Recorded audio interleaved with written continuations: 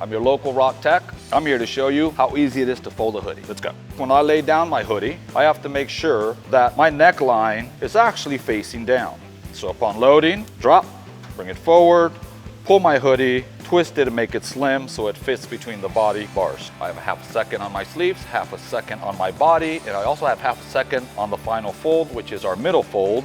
And so when it folds it in half, it's also going to hold it for half a second. I'm activating what's called an extra body fold.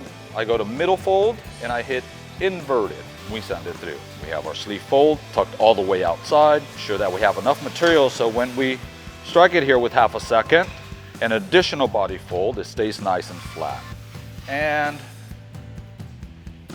a very easy hoodie fold.